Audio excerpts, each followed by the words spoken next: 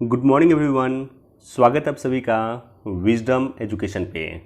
आज 30 अगस्त 2022 है। दैनिक जागरण के राष्ट्रीय संस्करण का कंप्लीट न्यूज़ एनालिसिस करेंगे जो UPSC, BPSC, Uttar Pradesh PCS या किसी भी स्टेट पीसीएस के प्रीलिम्स, मेंस और इंटरव्यू तीनों ही पर्सपेक्टिव से इम्पॉर्टेंट होगा। आगे बढ़ने से पहले हमारे चैनल पे नए हैं तो सब्सक्राइब कर दें, अपने दोस्तों के साथ, कलीग के साथ इसे शेयर कर दें। कोई क्वेश्चन पूछना चाहते हैं, कुछ सुझाव देना चाहते हैं, कमेंट सेक्शन में दे सकते हैं। वीडियो को निश्चित तौर पे लाइक कर दें। दोस्तों, डेली वीडियो बनाने का मुझे समय नहीं मिल रहा है, इसलिए मैंने सोचा है कि वीक में एक दिन दैनिक जागरण के राष्ट्रीय संस्करण का न्यूज़ एनालिसिस आपके साथ करूँ। डेली इसका एनालिसिस देखने के लिए आप अमर सर के चैनल को फॉलो कर सकते हैं। अमर सर के चैनल का लिंक मैं डाल दूंगा डिस्क्रिप्शन में। वो डेली न्यूज़ एनालिसिस कर रहे हैं, मैं वीकली यहाँ पे करूँगा। सप्ताह में एक दिन मैं यहाँ पे न्यूज़ एनालिसिस करूँगा। इसके अलावा मैं चाह रहा हूँ फिलहाल कि कुछ ऐसा वीडियो बनाया जाए कि आज से 2 वर्ष के बाद भी लोग उस वीडियो को देख सकें। तो पॉलिटी का जो कई सारा टॉपिक है, जैसे संसदीय शासन प्रणाली है, संघात्मक शासन प्रणाली है, राष्ट्रपति हैं, राज्यपाल हैं, केंद्र राज्य संबंध है, तो इन सब पे मैं सेपरेट टॉपिक पे वीडियो अब बनाऊँगा जो बीपीएससी पर्सपेक्टिव से या यूपीएससी पर्सपेक्टिव से इम्पॉर्टेंट होगा। ये वीडियो इस तरह का मैं बनाऊंगा। पॉवर्टी पे जैसे मान लीजिए, डेमोग्राफिक डिविडेंड पे ये क्वेश्चन आता है, तो हर एक सेक्शन को मैं कोशिश करूंगा यहाँ पे कि हर एक सेक्शन से कुछ जो इम्पॉर्टेंट टॉपिक है जिसमें मेंस में क्वेश्चन पूछा जाता है, उसका मैं यहाँ पे अपने चैनल पे डिटेल से एनालिसिस करूँ और बोर्ड पे मैं एनालिसिस करूँगा।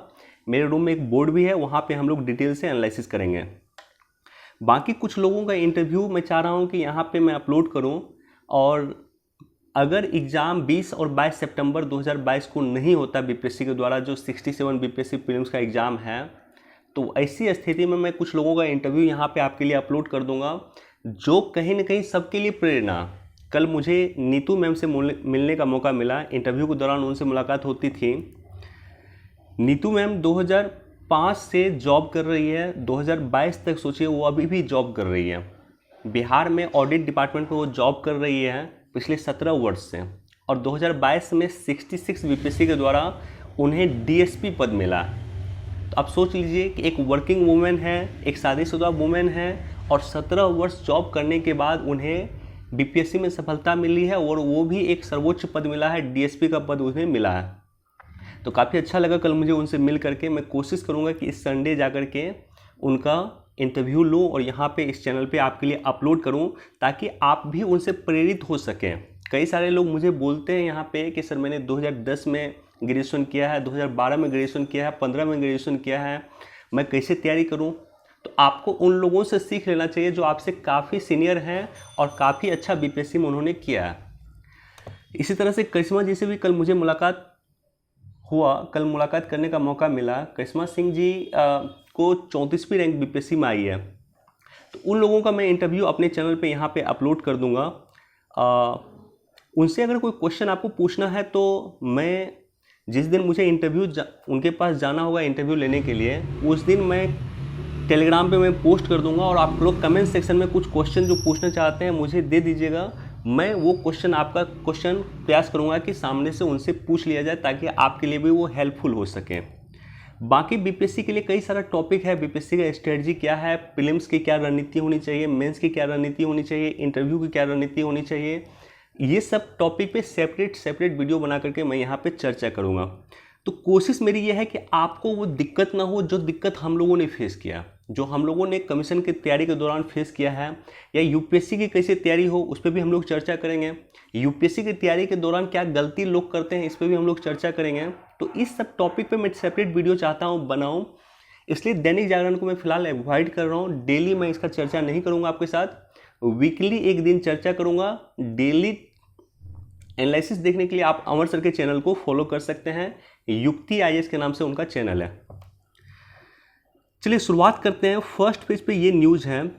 अब देखिए, ये जो न्यूज़ है, ये न्यूज़ बहुत ज़्यादा इसका रिलेवेंस रह नहीं गया, ये न्यूज़ बहुत ज़्यादा इंपॉर्टेंट नहीं है, लेकिन आई थिंक बीपीएससी में एग्ज़ाम में या सीडीपीओ के एग्ज़ाम में क्वेश्चन एक पूछा था कि ये जो राफेल है, ये राफेल कौन कंपनी बनाती है, राइट।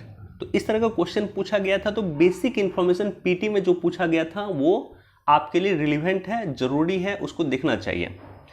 राफेल इशू बहुत पहले का इशू है, 2018 का इशू है और लगभग ये इशू अब समाप्त हो गया। माननीय सर्वोच्च न्यायालय ने अगर ये कह दिया है कि राफेल के नए सिरे से जांच नहीं हो सकती, मतलब ये इशू समाप्त हो गया। मेंस में वो क्वेश्चन पूछेगा नहीं आपसे, पीटी में क्वेश्चन पूछ सकता है। तो पीटी में जो क्वेश्चन पूछा था कि राफेल कौन कंपनी बनाती है, ये सब बेसिक इन्फॉर्मेशन है जो आपको पता होना चाहिए। राफेल किस देश से हमारा आया है, इसके बारे में भी आपको पता होना चाहिए।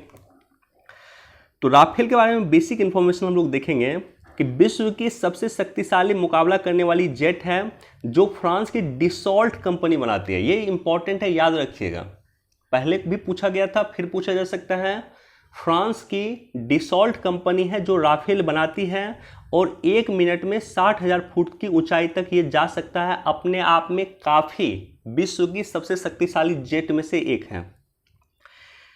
यह अधिकतम 24,500 किलोग्राम वजन उठाने में सक्षम है। इसकी अधिकतम रफ्तार जो है 2500 किलोमीटर प्रति घंटा हो सकता है। 2500 किलोमीटर प्रति आवर इसकी रफ्तार हो सकती है और यह 3800 किलोमीटर तक उड़ान भर सकता है। ये परमाणु हथियार ले जाने में भी सक्षम है और ये वो मिसाइल है जो आज चीन के पास में नहीं है, जो आज पाकिस्तान के पास में नहीं है। इसके अलावा देखेंगे तो हमारे पास वर्तमान में जो सबसे इम्पोर्टेंट जेट भारत के पास है, राफेल से पहले वो था सुखोई विमान, जो हमने रूस से परचेज किया था। तो राफेल की खूबी, कई सारी खूबी सुखोई विमान पे भी भारी है। सुखोई विमान से भी काफ़ी सशक्त विमान है राफेल, जो हमने फ्रांस के डिसॉल्ट कंपनी से परचेज किया है। तो ये सब बेसिक इन्फॉर्मेशन है, जब पेपर आप पढ़ते हैं तो इन सब बेसिक इन्फॉर्मेशन के बारे में आपको पता होना चाहिए। अब देखिए, ये जो टॉपिक है, दूसरा जो न्यूज़ हम लौटते हैं वो ये है, दिसंबर 2023 तक पूरे देश में जियो की 5G सेवा शुरू होगी। अब इम्पॉर्टेंट क्या है यहाँ पे, इम्पॉर्टेंट पीटी पर्सपेक्टिव से भी, मेंस पर्सपेक्टिव से भी, और अगर आपका इंटरव्यू होगा तो इंटरव्यू पर्सपेक्टिव से भी इम्पॉर्टेंट होगा 5G टेक्नोलॉजी। कि 5G टेक्नोलॉजी आखिर क्या है, क्यों भारत अपने यहाँ 5G टेक्नोलॉजी लाना चाहता है, 5G टेक्नोलॉजी का क्या क्या बेनिफिट है, 5G टेक्नोलॉजी की क्या आवश्यकता है। तो ये सब इम्पॉर्टेंट चीज़ है जिस पे हम लोगों ने कई बार डिस्कस किया है। बाकी मेंस के समय में मैं कोशिश करूंगा कि 5G टेक्नोलॉजी पे विशेष रूप से चर्चा किया जाए, विशेष रूप से वीडियो बना करके डिस्कस किया जाए। अब देखिए, 26 जुलाई 2022 से स्पेक्ट्रम की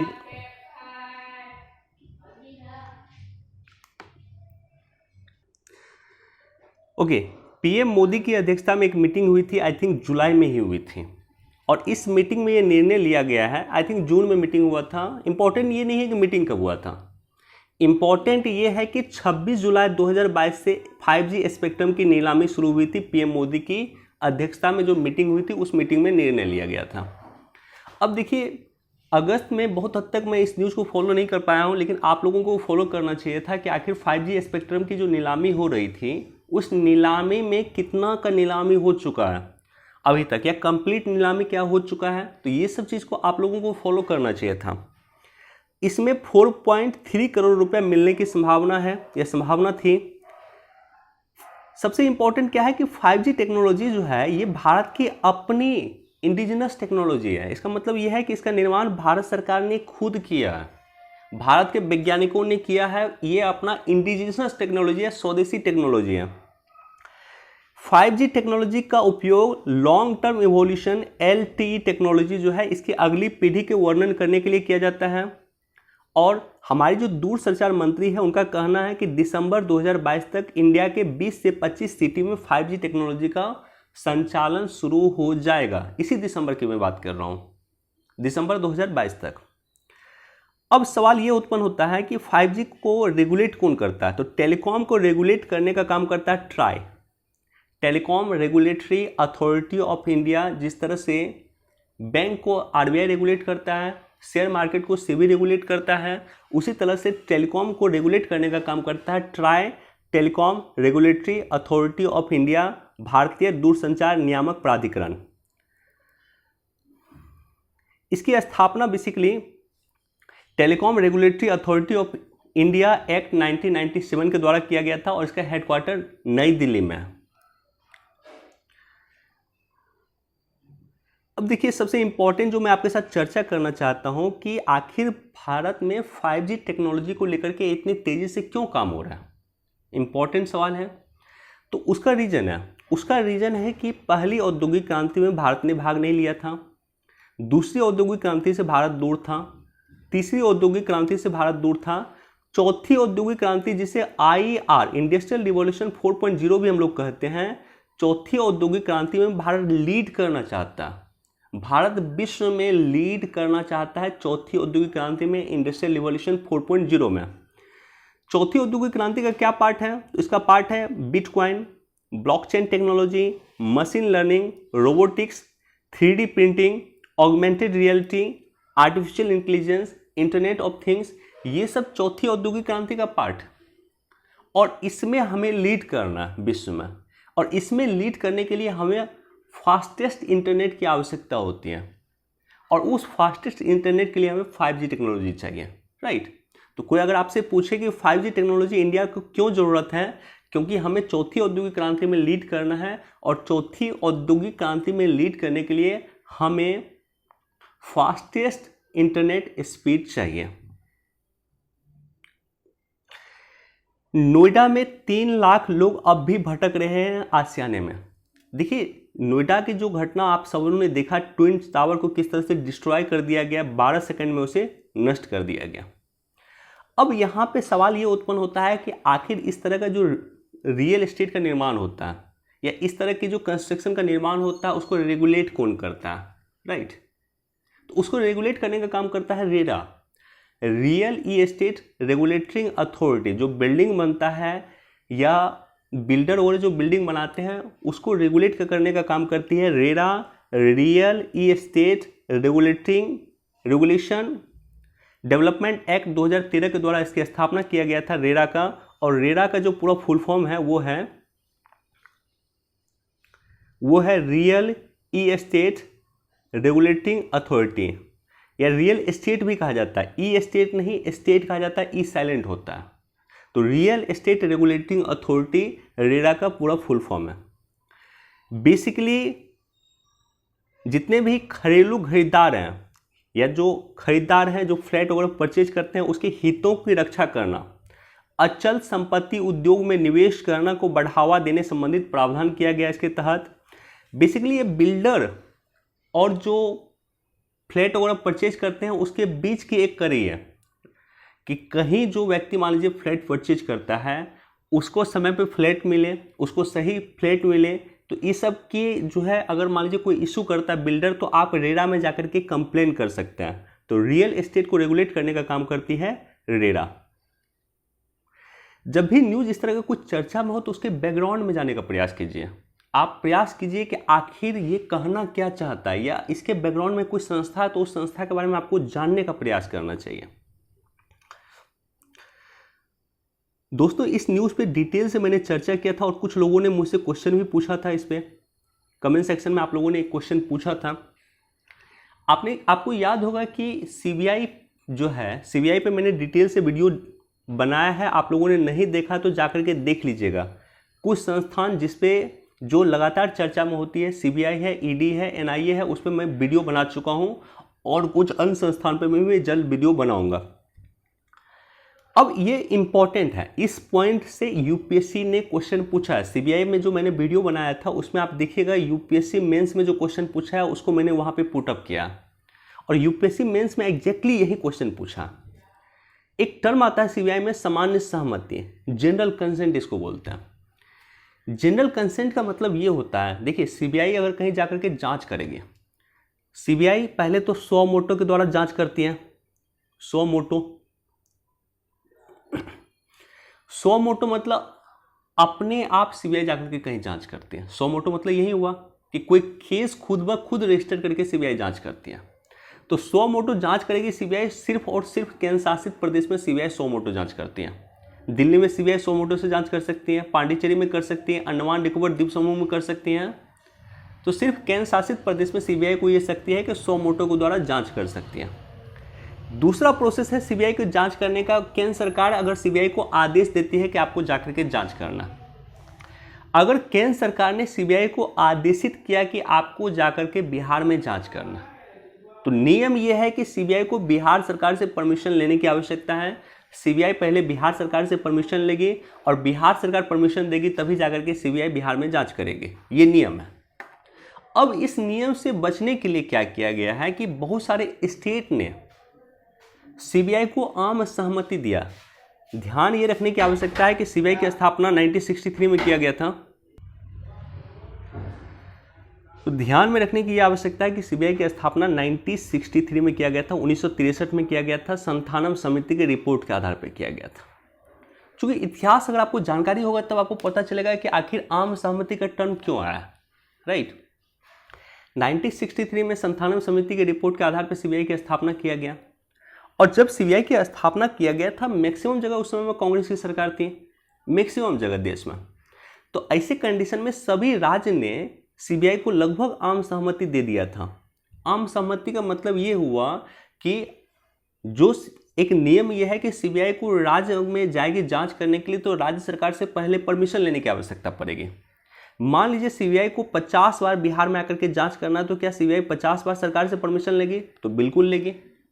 तो इससे बचने के लिए आम सहमति टर्म को कॉइन किया गया है। इसका मतलब ये है कि सरकार अगर आम सहमति दे देती है तो आप आइए बार बार जांच कीजिए, आपको बार बार सरकार से परमिशन लेने की जरूरत नहीं है। सीबीआई को सरकार ने पूर्व स्वीकृति दे दी है एक तरह से, यानी आपको बार बार हमसे परमिशन मांगने की जरूरत नहीं है, आपको हम परमिशन देते हैं, फाइनल परमिशन देते हैं। आपको जितना बार आकर जांच करना जांच कीजिए। इसी को कहा गया अमान्य सहमति या आम सहमति। तो चूंकि कांग्रेस की हर जगह सरकार थी, तो हर जगह आम सहमति उस समय दे दिया गया था 1963 में। 1967 के बाद जो है कांग्रेस कमजोर हुई थी केंद्र में, और इस पे एक अलग इतिहास है, वो हम लोग बाद में कभी डिस्कस करेंगे। लेकिन वर्तमान में अगर आप देखिएगा कि जिन जिन जगह अपोजिट पार्टी की सरकार है, केंद्र में जिस पार्टी की सरकार है उनसे अपोजिट पार्टी की सरकार अगर जिन स्टेट में है, उन स्टेट ने लगभग 8 स्टेट ने सीबीआई से आम सहमति वापस ले लिया। इसका मतलब ये है कि जैसे वेस्ट बंगाल है, सीबीआई अगर वेस्ट बंगाल जाएगी जांच करने के लिए, तो सीबीआई को पहले वेस्ट बंगाल सरकार से परमिशन लेना होगा, तभी जाकर के सीबीआई वेस्ट बंगाल में जांच करती है। अगर वेस्ट बंगाल सरकार सीबीआई को परमिशन नहीं देगा तो सीबीआई बंगाल में घुस भी नहीं सकती है या जांच नहीं कर सकती है। सिंपल है।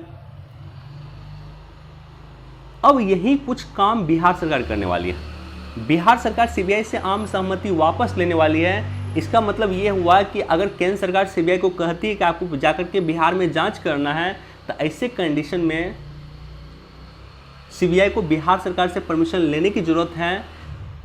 अगर सीबीआई को बिहार सरकार परमिशन नहीं देगी तो सीबीआई बिहार में जांच नहीं करेगी। अच्छा, इसमें एक अपवाद है।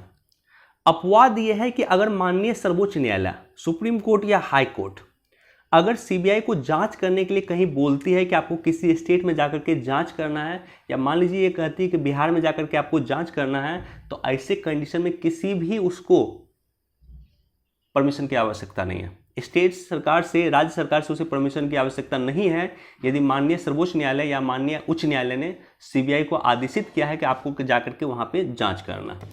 तो ये सब इंपॉर्टेंट टर्म है जिसको आप लोग ध्यान रखिएगा।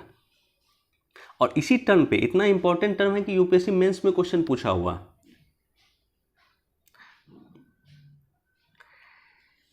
हिजाब मामला सुनवाई टालने की मांग पे सर्वोच्च न्यायालय नाराज। तो हिजाब इशू पे मैं डिस्कस इसलिए नहीं कर रहा हूं कि ये पुराना इशू हो चुका है, एक तो ये है। दूसरा ये है कि हिजाब इशू पे जो है माननीय सर्वोच्च न्यायालय का निर्णय आने दीजिए पहले। चूंकि अगर मान लीजिए ये अगर इशू है, हिजाब इशू है, ये माननीय सर्वोच्च न्यायालय में अगर विचाराधीन है, तो उस पर कमेंट करने से बचना चाहिए। इंटरव्यू में आपसे अगर पूछा जाए मान लीजिए कि हिजाब इशू पे आपकी क्या राय है, तो आप उसको बोल सकते हैं कि सर माननीय सर्वोच्च न्यायालय में ये विचाराधीन है और माननीय सर्वोच्च न्यायालय जो भी निर्णय देगी हम उनका सम्मान करेंगे। राइट। तो अपना राय मत बनाने का प्रयास कीजिएगा। वहाँ पे कोशिश कीजिए एज ए सिविल सर्वेंट, आप कोशिश कीजिए कि माननीय सर्वोच्च न्यायालय या माननीय उच्च न्यायालय की जो राय है उस राय के अनुसार चलने का प्रयास कीजिए। चूंकि अंतोगत्वा आप सरकार के कर्मी होंगे, आपको वही करना होगा। जो अगर उच्च न्यायालय का आदेश होगा या उच्चतम न्यायालय का आदेश होगा, तो अंतोगत्वा आपको वही फॉलो करना होगा। तो इसलिए इस पे माननीय सर्वोच्च न्यायालय का निर्णय आने दीजिए, उसके बाद हम लोग चर्चा करेंगे। अगेन ये भी इंपॉर्टेंट डिपार्टमेंट है सीवीसी, केंद्रीय सतर्कता आयोग, सेंट्रल विजिलेंस कमीशन। सीवीसी की स्थापना भी संथानम समिति की रिपोर्ट के आधार पर हुई थी। 1963 में संथानम समिति की रिपोर्ट के आधार पर दो संस्था की स्थापना हुई थी, एक सीवीसी की हुई थी और एक सीबीआई की हुई थी। सीबीआई भ्रष्टाचार की जांच करता है, लेकिन सीबीआई में अगर कोई व्यक्ति भ्रष्ट है तो उसकी जांच कौन करेगा? वो सीवीसी करेगा। केंद्रीय सतर्कता आयोग सीबीआई के भी भ्रष्टाचार की जांच करती है। तो जितने भी देश में अधिकारी हैं, भ्रष्ट अधिकारी हैं, भ्रष्ट अधिकारी के भ्रष्टाचार की जांच सीवीसी कर सकती है। सीवीसी की जो है ना तो संवैधानिक संस्था थी इनिशियल में और ना ही सांविधिक संस्था थी। कार्यपालिका आदेश के माध्यम से इसकी शुरुआत कर दिया गया था, सीवीसी बना दिया गया था। जिस तरह से नीति आयोग है, ना तो संवैधानिक संस्था और ना ही सांविधिक संस्था है। देखिए ये सब भी बहुत कन्फ्यूजन होता है। अगर आप लोग नए नए हैं तो आपको काफ़ी कन्फ्यूजन होगा कि संवैधानिक संस्था कौन है, सांविधिक संस्था कौन है। मैंने कई बार डिटेल से डिस्कस किया, लेकिन मैं फिर से चर्चा कर देता हूँ। संवैधानिक संस्था उस संस्था को कहा जाएगा जिसका संविधान में जिक्र है। राष्ट्रीय निर्वाचन आयोग एक संवैधानिक संस्था है। राष्ट्रीय पिछड़ा वर्ग आयोग को भी संवैधानिक दर्जा दे दिया गया है, तो वो अब संवैधानिक संस्था हो गया। राष्ट्रीय अनुसूचित जनजाति आयोग, राष्ट्रीय अनुसूचित जाति आयोग, ये सब संवैधानिक संस्था है क्योंकि संविधान में इसका जिक्र है। और सांविधिक संस्था को ही लीगल बॉडी कहते हैं, स्टैट्यूटरी बॉडी कहते हैं सांविधिक संस्था को ही। तो सांविधिक संस्था या वैधानिक संस्था या लीगल बॉडी या स्टैट्यूटरी बॉडी उस संस्था को कहा जाता है जिसका निर्माण संसद के किसी एक्ट के माध्यम से किया गया। जैसे राष्ट्रीय महिला वर्ग आयोग या राष्ट्रीय महिला आयोग एक सांविधिक संस्था है। एनजीटी, नेशनल ग्रीन ट्रिब्यूनल, राष्ट्रीय हरित न्यायाधिकरण एक सांविधिक संस्था है। केंद्रीय प्रदूषण नियंत्रण संस्थान एक सांविधिक संस्था है। इस तरह से कई सारे देश में संस्थान है। और कुछ संस्थान ऐसा होता है जो ना तो संवैधानिक संस्था है और ना ही सांविधिक संस्था है, यानी उस संस्था के लिए कोई स्पेशल एक्ट नहीं है, कोई स्पेशल कानून नहीं है। जैसे सीबीआई ना तो संवैधानिक संस्था है और ना ही सांविधिक संस्था है। नीति आयोग ना तो संवैधानिक संस्था है और ना ही सांविधिक संस्था है, राइट। ये इंपॉर्टेंट। तो इसी तरह से सीबीआई तो आज भी ना तो संवैधानिक है और ना ही सांविधिक है। लेकिन सीबीसी जब बना था 1963 में, तो ना तो ये संवैधानिक संस्था थी ना ही सांविधिक संस्था थी, यानी इसके लिए अलग से कोई कानून नहीं था। 2003 में 40 वर्ष के बाद सीबीसी के स्थापना के 40 वर्ष के बाद 2003 में इसे सांविधिक स्थिति प्रदान किया गया, वैधानिक स्थिति प्रदान किया गया। इस संस्था को वैधानिक संस्था बनाया गया क्योंकि सीबीसी एक्ट 2003 में आया। सीबीसी के लिए अलग से कानून 2003 में आया और फाइनली इसे एक वैधानिक संस्था बना दिया गया। देखिए डिस्कस करने के लिए मेरे पास काफ़ी कंटेंट है, मैं इस पर डिस्कस नहीं करूँगा। आप लोगों से विनम्र निवेदन है कि लक्ष्मीकांत की बुक में सीबीसी के बारे में डिटेल से दिया हुआ है, एक पूरा का पूरा चैप्टर है सीबीसी के बारे में, केंद्रीय सतर्कता आयोग के बारे में, जाकर के वहीं से पढ़ लीजिएगा। मैं डिटेल से अगर चर्चा करूँगा इस तरह के टॉपिक पे तो कई सारा डिस्कशन हो जाएगा, या कोशिश करूँगा कि सेपरेट वीडियो बना दूँ सीबीसी पे भी, क्योंकि ये संस्था भी काफ़ी चर्चा में रहती है। यूएनजीए में भारत अध्यक्ष ने भारत की सुरक्षा परिषद में अस्थायी जो सदस्यता है उसकी दावेदारी का समर्थन किया। और यूएनजीए के यानी यूनाइटेड नेशन जनरल असेंबली संयुक्त राष्ट्र महासभा के अभी अध्यक्ष कौन है? अब्दुल्ला। मालदीव के विदेश मंत्री हैं अब्दुल्ला। ये भारत की यात्रा पे आए हैं और भारत लगातार कोशिश कर रहा है कि यूनाइटेड नेशन सिक्योरिटी काउंसिल के परमानेंट मेंबर बने। अभी तक परमानेंट मेंबर 5 ही हैं और भारत कोशिश कर रहा है कि 6ठा परमानेंट मेंबर बनने का संयुक्त राष्ट्र सुरक्षा परिषद का। तो इसका समर्थन अब्दुल्ला जी ने भी किया है। ये न्यूज़ मैं वर्षों से देख रहा हूँ, लगभग 2019 या 18 से मैं ये न्यूज़ देख रहा हूँ कि आज चीता आ रहा है, कल चीता आ रहा है। इंपॉर्टेंट ये नहीं कि चीता कब आ रहा है, जब आना होगा चीता आ जाएगा। इंपॉर्टेंट ये है कि किस देश से चीता आ रहा है। इस पे भी यूपीएससी ने क्वेश्चन पूछा है, स्टेट पीसीएस में कई बार क्वेश्चन पूछा गया। क्योंकि भारत में चीता जो विलुप्त हुआ 1947 से भारत में चीता नहीं दिखाई दिया एक भी। अब सोचिए आज़ादी जब हमको मिला था उसी वर्ष फाइनली भारत में चीता दिखाई दिया था, उसके बाद चीता नहीं दिखाई दिया था। 1952 में चीता को विलुप्त भारत सरकार ने घोषित कर दिया और लगातार इंदिरा गांधी जी के द्वारा भी प्रयास किया गया था और वर्तमान में श्री नरेंद्र मोदी जी के द्वारा भी प्रयास किया जा रहा है, माननीय प्रधानमंत्री जी के द्वारा भी प्रयास किया जा रहा है कि चीता को देश में लाया जाए। तो चीता किस देश से लाया जा रहा है वो इंपॉर्टेंट है। नामीबिया, अफ्रीकन कंट्री नामीबिया से चीता वापस ला रहे हैं। कहाँ पे चीता को रखवाएंगे? तो कूनो पालमपुर अभयारण्य मध्य प्रदेश में, वहाँ पे चीता को रखवाया जाएगा। दोनों इंपॉर्टेंट है। एक तो नामीबिया इंपॉर्टेंट है क्योंकि चीता वहाँ से आ रहा है। रखवाया कहाँ जाएगा? कूनो पालमपुर अभयारण्य मध्य प्रदेश में रखवाया जाएगा। इसलिए यूपीएससी का पीटी का क्वेश्चन देखिएगा 2019 में ये क्वेश्चन पूछा हुआ।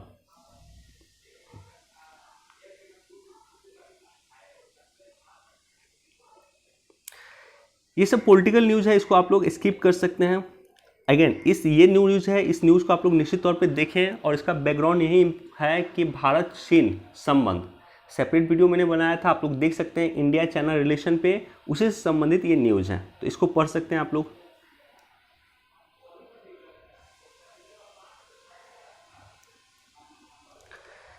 बिहार में शराबबंदी के समर्थन में 80% जनता। देखिए बीपीएससी की तैयारी कर रहे हैं तो ये न्यूज़ इंपॉर्टेंट हो गया आपके लिए। अगेन अगर आप बोलिएगा कि बिहार में 80% जनता शराबबंदी के समर्थन में है, तो क्या आपके पास कोई डाटा है? ऐसे अगर आप मेंस में लिख दीजिएगा तो आपको बिल्कुल मार्क्स नहीं देगा। हाँ, आप लिखिएगा कैसे? आप लिखिए कि चाणक्य राष्ट्रीय विश्वविद्यालय और एएन सिन्हा सामाजिक अध्ययन संस्थान के सर्वे के अनुसार, जो फरवरी से जून तक सर्वे हुआ था, उस सर्वे के अनुसार बिहार में 80% जनता शराबबंदी के समर्थन में है। देखिए होता क्या है कि जब आप आंसर राइटिंग लिखते हैं मेंस के दौरान या इनफैक्ट इंटरव्यू के दौरान जब बातचीत करते हैं, तो किसी सूत्र के अनुसार अगर आप लिखते हैं या किसी इंस्टीट्यूट का डाटा देते हैं तो वो ज़्यादा ऑथेंटिकेट हो जाता है कि हाँ भाई ये संस्थान है, वर्ल्ड बैंक का कोई रिपोर्ट है उसको कोट कर सकते हैं, या चाणक्य संस्थान ने मान लीजिए सर्वेक्षण करवाया तो उसको कोट कर सकते हैं, तो वो ऑथेंटिकेट हो जाएगा, आपके आंसर को जस्टिफाई कर देगा। सिर्फ अगर मान लीजिए सिर्फ आपने लिखा है कि बिहार के 80% जनता ने शराबबंदी का समर्थन किया है, तो आपको मार्क्स नहीं मिलेगा। और वहाँ पर आपने लिख दिया कि चाणक्य राष्ट्रीय विश्वविद्यालय, राष्ट्रीय विधि विश्वविद्यालय और एएन सिन्हा सामाजिक अध्ययन संस्थान के सर्वेक्षण के अनुसार बिहार में 80% जनता शराबबंदी के समर्थन में है, तो आपको मार्क्स काफ़ी मिल जाएगा। आंसर राइटिंग की हम लोग एक दिन बात करेंगे, यहाँ पे मैं चर्चा करूँगा कि कैसे कैसे आंसर राइटिंग को और इनरिच किया जाए। लेकिन आवश्यकता इस बात की है कि आंसर लिखना शुरू कीजिए। 4 पेज में अगर आपको आंसर लिखना है तो कम से कम कोशिश कीजिए कि 1 पेज में भी लिखना भी आप शुरू करें। कुछ ना कुछ लिखिए, लिखने से ही इंप्रूवमेंट होगा।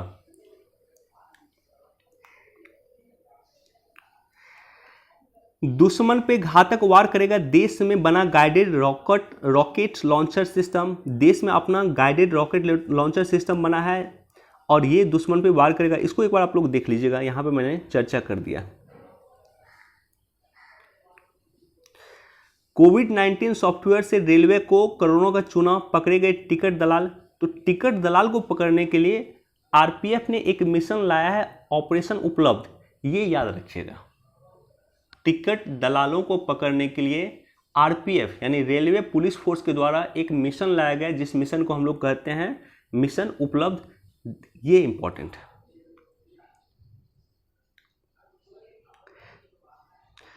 अब देखिए यहां पे दोनों न्यूज इंपॉर्टेंट है, दोनों न्यूज इंपॉर्टेंट है और कैसे पेपर को अपने आंसर राइटिंग से जोड़ें आप सीखिएगा। यहां पे बेरोजगारी देश की एक समस्या है। मान लीजिए मेंस में आपसे क्वेश्चन पूछ दिया कि बेरोजगारी समस्या के बारे में बताइए, या बेरोजगारी के जो वर्तमान स्थिति है उसको बताते हुए इसके समाधान पर चर्चा कीजिए। तो जब आप बेरोजगारी लिख रहे हैं तो ये जो सर्वेक्षण है, ये सर्वेक्षण राष्ट्रीय अपराध रिकॉर्ड ब्यूरो का है, जो गृह मंत्रालय के अधीन आता है। NCRB, national crime record bureau, राष्ट्रीय अपराध रिकॉर्ड ब्यूरो, ये गृह मंत्रालय के अधीन आता है। इसका डाटा जो होगा ऑथेंटिकेट डाटा होगा, इसको कहीं भी कोट कर सकते हैं। पहले तो आप अगर उत्तर प्रदेश से हैं या जिस राज्य से हैं यहाँ पे, उस राज्य का स्थान देख लीजिए कि उस राज्य में क्या स्थान है आत्महत्या के मामले को लेकर के। एक पॉइंट ये हुआ। दूसरा पॉइंट ये हुआ है कि सबसे अधिक आत्महत्या का सबसे प्रमुख कारण बेरोजगारी है। तो अगर आप बेरोजगारी के बारे में लिख रहे हैं तो आप लिख दीजिए, एक लाइन लिख सकते हैं कि राष्ट्रीय अपराध रिकॉर्ड ब्यूरो के अनुसार बेरोजगारी एक प्रमुख कारण है, आत्महत्या का एक प्रमुख कारण बेरोजगारी है। बस इतना लिख दीजिए और ये लाइन आपको मार्क्स फिक्स करवा देगा। अगर बेरोजगारी के बारे में आपको लिखना है तो एक पॉइंट यहाँ पे जरूर डाल दीजिएगा कि राष्ट्रीय अपराध रिकॉर्ड ब्यूरो के अनुसार सबसे अधिक आत्महत्या होने का कारण बेरोजगारी है। निश्चित तौर पर आपको मार्क्स देगा, मार्क्स फिक्स करेगा। अब देखिए ये भी इंपॉर्टेंट टॉपिक है कुपोषण, अपने आप में काफ़ी इंपॉर्टेंट टॉपिक है। कुपोषण की लगातार बात होती है और सितंबर महीना आने वाला है, कुपोषण सप्ताह सितंबर महीना में शुरू होता है, तो इसलिए कुपोषण को लेकर के चर्चा होती है। हमारे देश में पर्याप्त अनाज है लेकिन वो अनाज फोर्टिफाइड अनाज नहीं है, यानी उस अनाज में मान लीजिए गेहूं जो था उस गेहूं में आयरन और जिंक नहीं है। तो इसलिए सरकार अब प्रयास कर रही है कि जो हम लोग मिड डे मील देते हैं, बच्चों को मिड डे मील मिलता है स्कूल में, इसके अलावा चावल का जो डिस्ट्रीब्यूशन होता है, गेहूं का जो डिस्ट्रीब्यूशन होता है वो फोर्टिफाइड हो, यानी उसमें पर्याप्त, उसी चावल में पर्याप्त आयरन और जिंक हो। वैज्ञानिक लगातार इस पर रिसर्च कर रहा है कि चावल में किस तरह से या गेहूं में किस तरह से जिंक की मात्रा बढ़ाई जाए, गेहूं में किस तरह से आयरन बढ़ाया जाए, गेहूं में किस तरह से अदर न्यूट्रिएंट बढ़ाया जाए। तो गेहूं की बायो फोर्टिफाइड किस्म देश में कुपोषण को मुक्त करने का लगातार प्रयास कर रहा है और वैज्ञानिक हमारे और प्रयास कर रहे हैं कि किस तरह से गेहूं में या धान में ऐसे धान के बीज बनाया जाए जिसमें अधिक से अधिक न्यूट्रिएंट हो ताकि कुपोषण की समस्या का समाधान हो सके, क्योंकि पर्याप्त भारत में खाना है, हमारे पास पर्याप्त अनाज है, लेकिन विश्व में सबसे अधिक कुपोषण इंडिया में ही है। हमारे पास पर्याप्त अनाज होने के बाद भी कुपोषण की समस्या इंडिया में क्यों है? क्योंकि हम तो खाना देते हैं लेकिन पर्याप्त न्यूट्रिएंट उसे नहीं देते हैं, और पर्याप्त न्यूट्रिएंट देने का सबसे सरल माध्यम यही है कि जो हम उन्हें खाना देते हैं उसी खाना में ही पर्याप्त न्यूट्रिएंट हो। आवश्यक हो चुके स्वदेशी डिजिटल मंत्र, एक बार इसको पढ़िएगा, इसको देखिए, ये आप जोड़ सकते हैं, स्वदेशी डिजिटल मंत्र को जोड़ सकते हैं कि जो फेसबुक हम यूज करते हैं विदेश का यूज करते हैं, यूट्यूब पे मैं वीडियो बना रहा हूँ विदेश का बना रहा हूँ, ट्विटर यूज करते हैं विदेश का यूज करते हैं। तो क्या आपको नहीं लगता है कि 130 करोड़ की जो जनसंख्या है उस जनसंख्या में कम से कम अपना ही यहाँ पे स्वदेशी मंच होना चाहिए, अपना यहाँ का यूट्यूब होना चाहिए, इंडिया का अपना होना चाहिए, ट्विटर अपना होना चाहिए, फेसबुक अपना होना चाहिए, सब अपना होना चाहिए? क्या आपको नहीं लगता है? तो इसी को आवश्यकता इस बात की है कि इसी को हम लोग डेवलप करें कि अपना हो, इंडिया का अपना हो। आज जो मैं यहाँ पे काम करता हूँ या जो भी यूट्यूब पे लोग काम करते हैं, मैक्सिमम पैसा तो अमेरिका कमा लेता है, गूगल कंपनी कमा लेती है, क्योंकि यूट्यूब गूगल का प्रोडक्ट है। तो इसी तरह का निर्माण इंडिया में होना चाहिए, इसकी आवश्यकता महसूस होती है। अगेन नैनो उर्वरक से क्रांति, और फिर कंस्ट्रक्शन का काम शुरू हो गया, लेकिन 5 से 10 मिनट में मैं इसको वाइंड अप कर दूंगा। नैनो उर्वरक से क्रांति की जगी आस। अब देखिए नैनो यूरिया पे लगातार हम लोग बात कर रहे थे। नैनो यूरिया क्या है कि आधा लीटर, अगर मान लीजिए नैनो यूरिया का एक बोतल होगा तो उसमें 40,000 कण नाइट्रोजन के होंगे, जो 50 किलोग्राम जो बोरी आता है, उर्वरक की बोरी आता है, उसके बराबर होगा। अब सोचिए 50 किलोग्राम का एक बोरी, उर्वरक की बोरी, और कहाँ एक आधा लीटर का बोतल, लेकिन दोनों की क्वालिटी सेम होगी, दोनों का गुण सेम होगा, दोनों का रिजल्ट सेम होगा। ये इंपॉर्टेंट है। और दूसरा इंपॉर्टेंट क्यों है, क्यों भारत ने नैनो यूरिया पे भारत ने रिसर्च किया? क्यों का सवाल, क्यों का जो है ना, अगर आंसर प्रयास करने का प्रयास कीजिएगा ना, क्यों का आंसर ढूंढने का प्रयास कीजिएगा, आपको बहुत कुछ मिल जाएगा। आपको मिल इसलिए जाएगा कि जैसे मान लीजिए उर्वरक है, भारत उर्वरक में आत्मनिर्भर नहीं है, लगभग 80% हम उर्वरक विदेश से मंगाते हैं, और विदेश में भी कहाँ से? रूस और यूक्रेन से हमारा उर्वरक आता है अधिकतर। आज रूस और यूक्रेन हमें उर्वरक भेजने की स्थिति में नहीं है, क्योंकि युद्ध चल रहा है वहाँ पे। भारत के किसानों के लिए दयनीय स्थिति होने वाली थी। तो इसलिए हमें अपने वैज्ञानिकों का भी धन्यवाद देना चाहिए, जो वैज्ञानिक ने उसका ऑल्टरनेट निकाल के दे दिया है, उसका एक विकल्प निकाल के दे दिया है, और उस विकल्प का नाम है नैनो यूरिया। और इसी कारण अब न सिर्फ हम उर्वरक में आत्मनिर्भर होंगे, बल्कि विश्व को उर्वरक बेचने का काम करेंगे।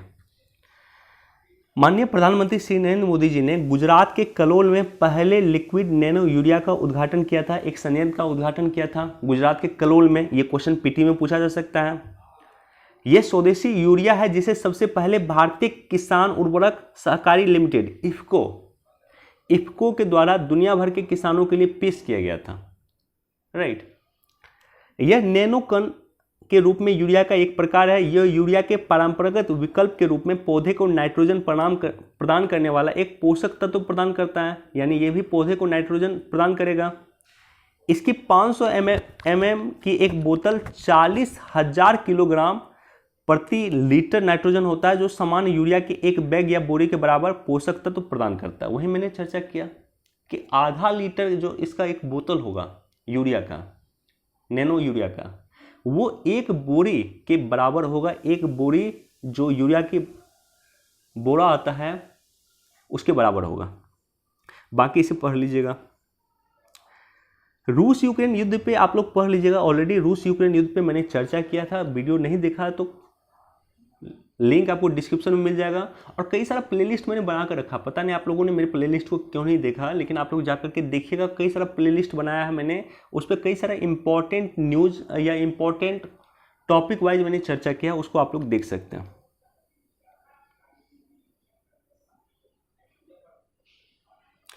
देखिए, पीएम श्री योजना शुरू होने वाला है। पीएम श्री योजना मतलब स्कूल, जो सरकारी स्कूल है उसको रिकंस्ट्रक्ट किया जाए। जैसे दिल्ली स्कूल को अगर आप देखिएगा, दिल्ली में सरकारी स्कूल में रिकंस्ट्रक्ट करके वहाँ पे स्विमिंग पूल तक बनाया गया, वहाँ पे आधुनिक इंफ्रास्ट्रक्चर दिया गया। तो इसी तरह से केंद्र सरकार ने पीएम श्री योजना की शुरुआत किया है, जहाँ पे स्कूल इंफ्रास्ट्रक्चर को डेवलप करके वर्ल्ड क्लास बनाया जाएगा। हो जाए अच्छा है, सरकारी स्कूल का कंडीशन सुधर जाएगा अगर ऐसा हो गया तो।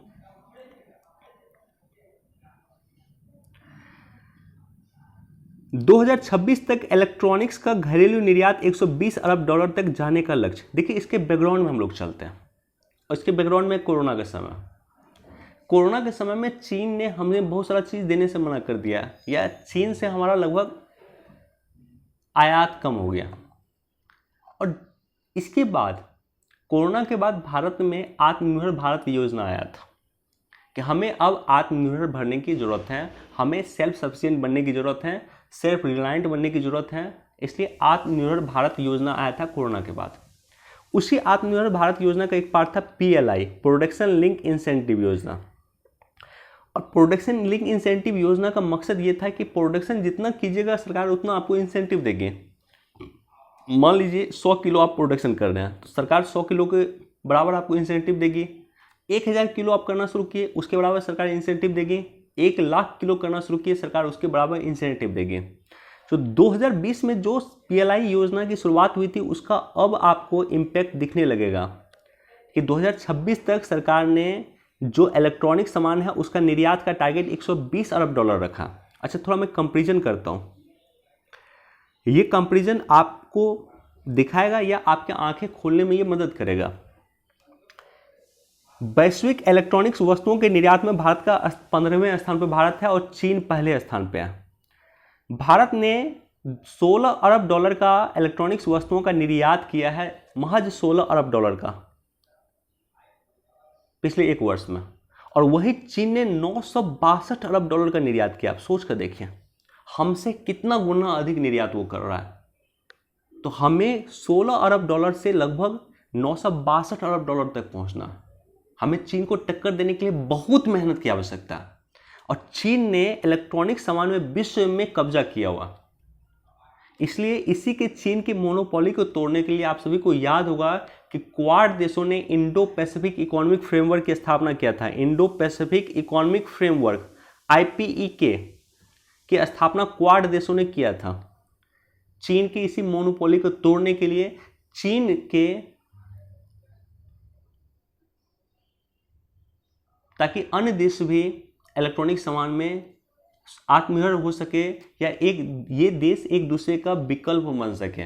खास करके क्वाड देश एक दूसरे का विकल्प बन सके, या जो इंडो पैसिफिक इकोनॉमिक फ्रेमवर्क में 13 देश हैं वो देश एक दूसरे का विकल्प बन सके।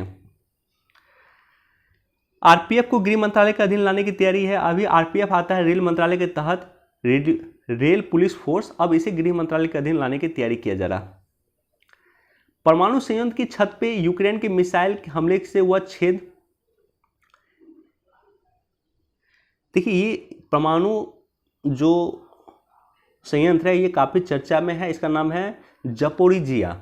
जपोरिजिया परमाणु संयंत्र कहाँ पे है? यूक्रेन में है। इसका बस लोकेशन याद रखिएगा, कहाँ पे है? ये यूक्रेन में। विनाशकारी बाढ़ से परेशान पाकिस्तान सब्जियों का भारत से करेगा आयात। एक बार देख सकते हैं।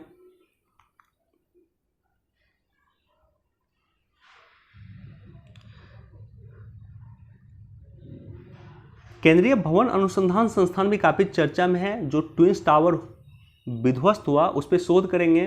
तो ये कहाँ पे है? बेसिकली ये रुड़की में है। केंद्रीय भवन अनुसंधान संस्थान रुड़की में है, ये याद रखिएगा। ये भी चर्चा में है क्योंकि ट्विंस टावर का जो विघटन हुआ इंडिया में इससे बड़ा विघटन नहीं हुआ। इंडिया में इस तरह से डिस्ट्रॉय नहीं हुआ था। किसी बिल्डिंग को, इतनी बड़े बिल्डिंग को इंडिया में कभी ध्वस्त नहीं किया गया था जितना ट्विंस टावर को ध्वस्त किया गया था जो नोएडा में है। तो इसलिए केंद्रीय भवन अनुसंधान संस्थान भी चर्चा में है। तो सीधे आपसे लोकेशन पूछ देगा कि कहाँ पे है? केंद्रीय भवन अनुसंधान संस्थान रुड़की में है। ग्लेशियर को बचाने के लिए भारत सरकार स्नो हार्वेस्टिंग प्रोग्राम शुरू करने वाली है। ये भी इंपॉर्टेंट है, इसको भी आप लोग याद रखिएगा, ये देख लीजिएगा। दोस्तों इतना ही न्यूज़ इंपॉर्टेंट था। न्यूज़ जो पढ़ा जाता है वो बेसिकली टॉप सिलेबस वाइज पढ़ा जाता है। सिलेबस में जो टॉपिक होता है उस टॉपिक के अनुसार हम लोग न्यूज़ को पढ़ने की कोशिश करते हैं। उसके अनुसार हम लोग नोट्स बनाने का काम करते हैं। और दैनिक जागरण से कैसे नोट्स बनाया जाए मैंने एक सेपरेट वीडियो काफ़ी पहले बनाया था, लगभग 3000 लोगों ने उसे देखा था, वो आप लोग देख सकते हैं। चलिए वीडियो देखने के लिए आप सभी का धन्यवाद। Thank you so much. Please do like, share and subscribe. Thank you.